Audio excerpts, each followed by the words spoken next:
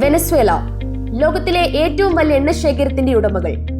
ലോകത്തിന്റെ മൊത്തം എണ്ണ സമ്പത്തിന്റെ 18% കൈവശമുള്ള ഈ രാജ്യം ഇന്ന് അമേരിക്കയുടെ പ്രധാന ലക്ഷ്യമായി മാറിയിരിക്കുന്നത് വെറുമൊരു രാഷ്ട്രീയ തർക്കത്തിന്റെ പേരിലല്ല, മറിച്ച് ഡോളർ എന്ന വൻ ശക്തി നേരിടുന്ന നിലനിൽപ്പിന്റെ പോരാട്ടം കാരണമാണ്. 1970-കളിൽ സൗദി അറേബ്യയുമായി ചേർന്ന് നിക്സൺ ഭരണകൂടം പടുത്തുയർത്തിയ പെട്രോ ഡോളർ എന്ന സാമ്രാജ്യത്തെ ആര് വെല്ലുവിളിച്ചോ അവരെയൊക്കെ അധികാരത്തിൽ നിന്ന് തട്ടിക്കൊണ്ടുപോവുകയും തുടച്ചു നീക്കുകയും ചെയ്ത ചരിത്രമാണ് അമേരിക്കയുടേത്.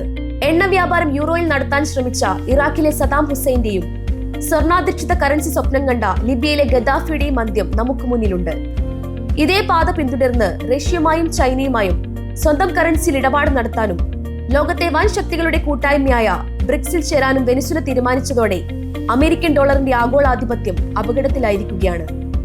സമ്പന്നമായ പ്രകൃതി വിഭവങ്ങളുള്ള രാജ്യങ്ങൾ ഡോളറിനെ ഉപേക്ഷിക്കുന്നത് തങ്ങളുടെ സാമ്പത്തിക തകർച്ചയ്ക്ക് കാരണമാകുമെന്ന് ഉറപ്പുള്ളതുകൊണ്ടാണ് ജനാധിപത്യത്തിന്റെ മുഖംമൂടി അണിഞ്ഞ് വെനിസ്വേലിയൻ ഭരണകൂടത്തെയും പ്രസിഡന്റിനെയും അട്ടിമറിക്കാനും തട്ടിക്കൊണ്ടുപോകാനും അമേരിക്ക സകല സന്നാഹങ്ങളുമായി ഇറങ്ങിത്തിരിച്ചിരിക്കുന്നത്.